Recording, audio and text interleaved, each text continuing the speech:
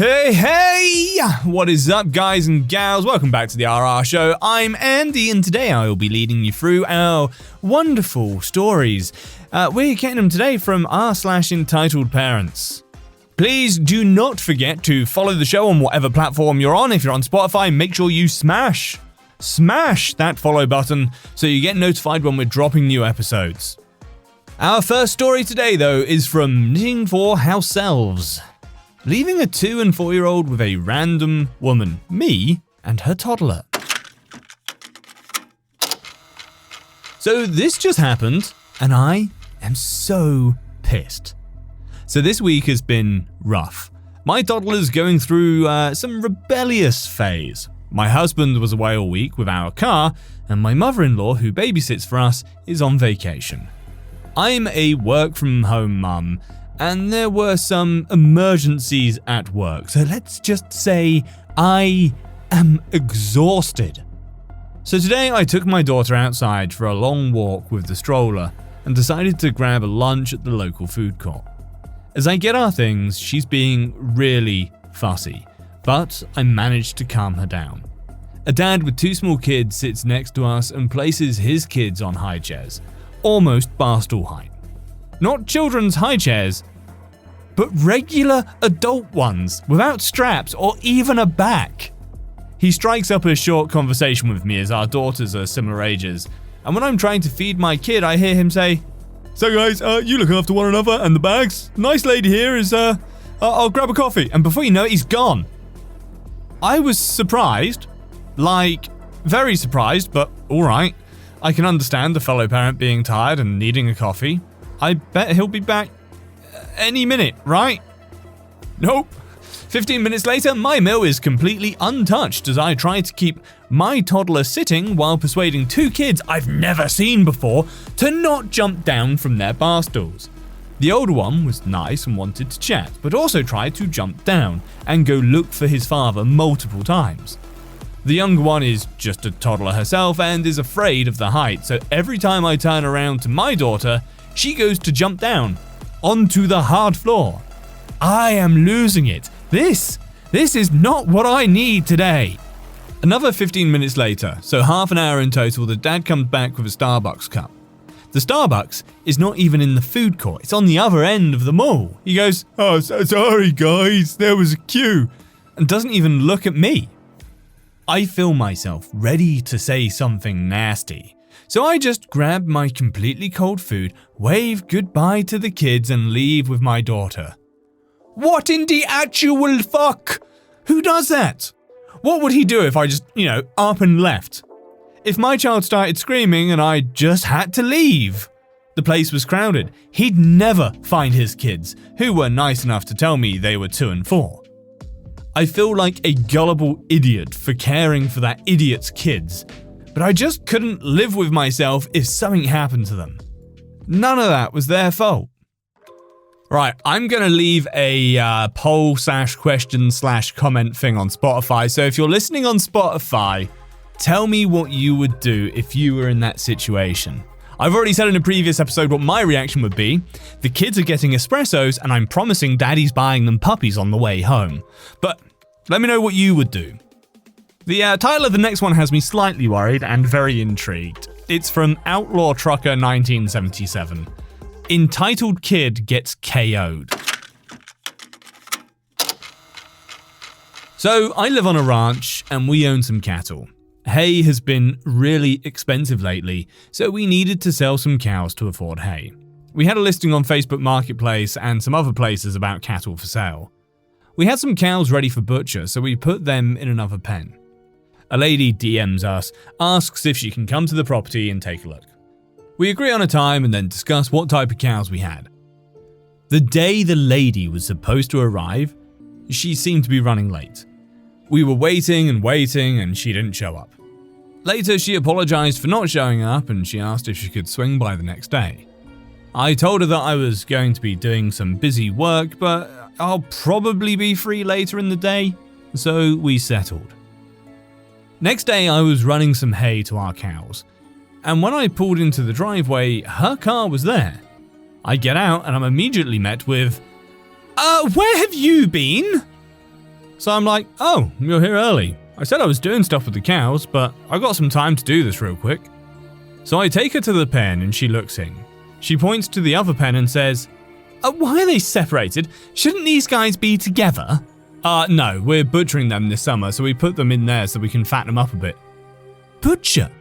You torture these wonderful creatures? Now, I'm not one to judge someone who's against animal abuse. In fact, I'm with them. Some of these big industries do treat their animals badly, and it's a problem. I'm one not to do that.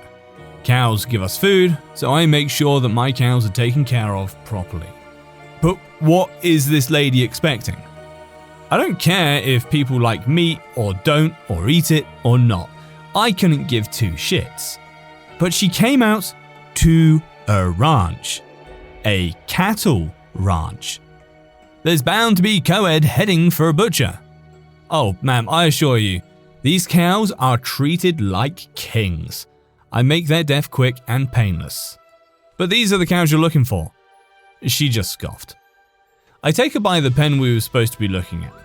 So how is this Karen an entitled parent? Well, she had a kid in the car. She was buying him a cow as a pet. She had a small trailer, probably only big enough for like one cow. At this point, she called him out of the car. So which one do you like? I like that one. The kid had pointed to a calf. This calf was too young to be weaned, taken from his mum, so we would have to have sold him with his mum.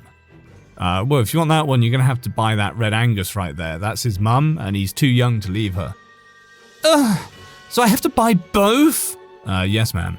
But since she's a mum, she's very protective. So let's find another cow. But ma'am, I want that one. My baby wants that one. He's just so cute and small. I don't want to get anything too big. So if that's the case, you should go look for some miniature cows. I know some sellers and I can get you their contact information. Yeah, but I'm already here. Mummy, can I go pet the cow? No. Sure, sweetie. What's the big deal? He just wants to pet the cow.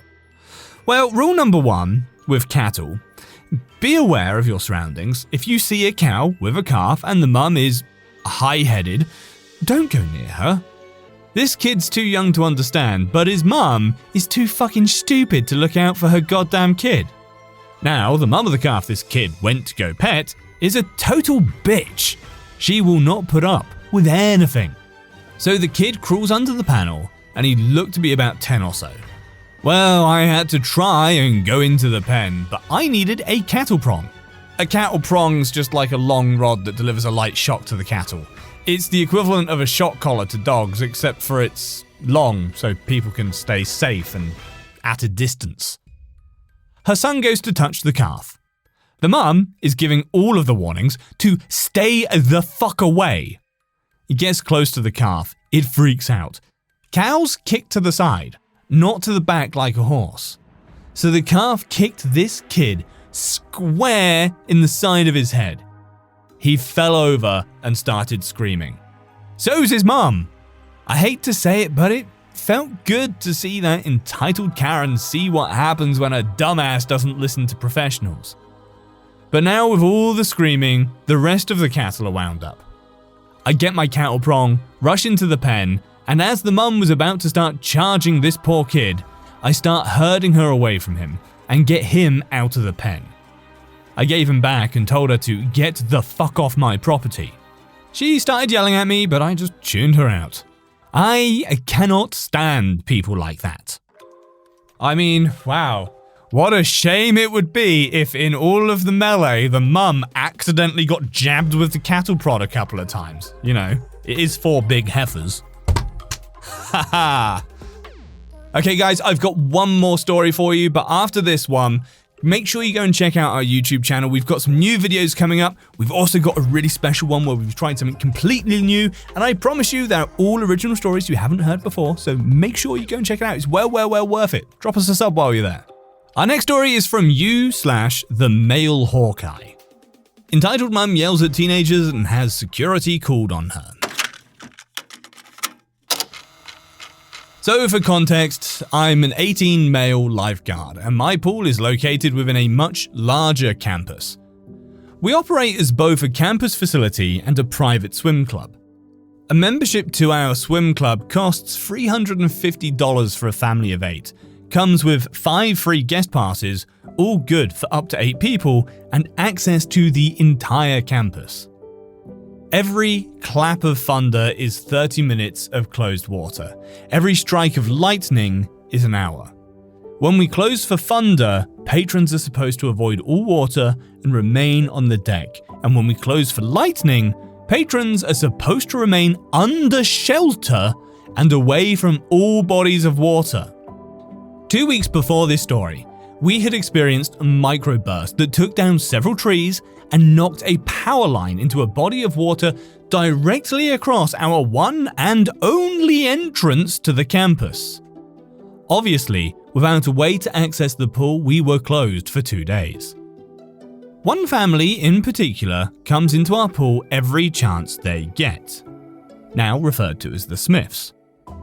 They're there so often that I know all 3 children by name and have spoken to their mother on multiple occasions. Obviously, I will be changing names for privacy. I've never hated children more than I hate these 3. This entire family could get their own post or posts, so I won't even begin to dig into them. But their aunt occasionally brings her children with the rest of the family, now referred to as the Davids, as she did today. At the time of this story, the days before posting, my supervisor, Trigon, had left for a con in DC a few hours earlier. Okay, so, on to the story. Due to constant thunder, we opened our deck to the swim club like normal, but informed everyone entering that they were unable to enter the water. For the most part, families were understanding that we have no control over the situation, and either waited patiently for the water to open or decided to go home. All was going smoothly until the oldest and worst Smith boy walked through the door. We informed him and his younger brother that the water was closed due to weather, and they both informed the rest of their party. This should have been our first red flag. Mama David walked past our desk with her gaggle of children and to our faces mentioned something along the lines of not hearing any thunder, but she didn't protest further and kept walking. The kids, both Smith and David, had brought reusable water balloons, so we were allowing them to refill a bucket for them with an outdoor shower a few feet away from us. Eventually, they'd been using it so much that it had become a safety concern, and we told the kids they weren't allowed to fill their water balloons with pool water or with our shower head. Once or twice, they tried to run back and refill it super quick. Once, Mama David came and filled it. I don't remember what I was doing, but I had stepped away from our front desk to do lifeguard things and was returning as my manager, Starfire, 17 female, was once again telling them that they were no longer allowed to use the shower.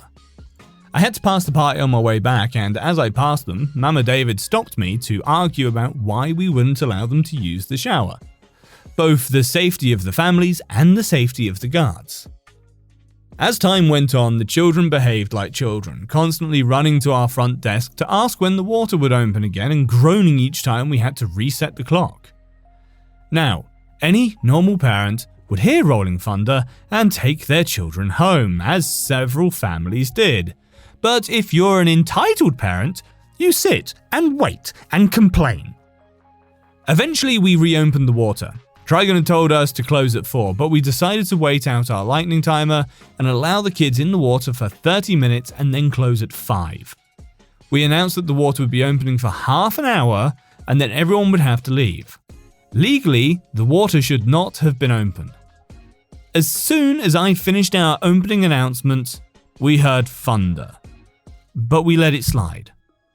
At this point, it's important to mention that our oldest guard present was 18, our youngest was 17.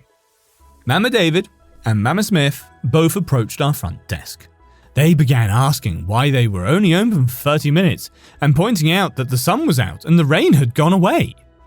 Starfire explained to her that it wasn't our call and that Trigon had told us what to do. Mama David continued complaining that the sky was clear and the chance of rain had decreased. We once again informed her that it was not our call and she was welcome to call Trigon and question him about it. We told her where she could find his number, and despite him working at a con out of town, he would be incredibly likely to answer his phone, as we just got off the phone with him a few minutes prior. Despite us telling her again to find his number, she began asking for his personal number. We offered to call him for her, and she finally seemed satisfied. Now, I am very gossipy. As soon as the woman walked away, I jumped from my chair and ran to tell my co-workers, and Starfire soon followed after. Starfire had just gotten off the phone with Trigon, who told her to call security and remove the entire party if they continue to behave this way, and to give them his work number and have them call him if they have questions. We waited patiently in the bathroom as Starfire went and talked to Mama David. A few minutes later, Starfire returned and seemed visibly shaken up. Mama David had begun demanding we tell her Trigon's work number, and Starfire explained that Trigon is her father and all of the guards know him personally, so we don't know his work number as we have no need for it. Mama David began screaming at Starfire and was still yelling as she walked back to us. We once again called Trigon, who called our security guard. Our security arrived a few minutes later as I was switching my final co-worker, Robin. Mama David, while being escorted out, was still yelling and began threatening our security guard with calling Trigon and filing a complaint. According to Mama David, she was close friends with our CEO's wife, who does not work for the company. Unfortunately, our CEO was walking past the pool as security was walking the family out. The family left the pool but decided to sit on the field directly behind Robin's car, essentially blocking her in. Eventually, Raven's mother and Gizmo's mother had both arrived at the same time and both parked beside Robin. After the entire family had settled in the grass, our CEO walked into the pool and pulled Starfire outside to explain the situation. When Starfire told him what Mama David had said about his wife, he asked who the woman was. Eventually, almost half an hour after the entire ordeal had ended, Trigon and our CEO advised us to leave altogether and not interact with the family, as they were still sitting in the grass, this time with the addition of the CEO's wife. The funniest part is, while the rest of her family moved as we pulled into the grass, Mama David stayed put with her toddler in her lap, maybe a foot from our back tire.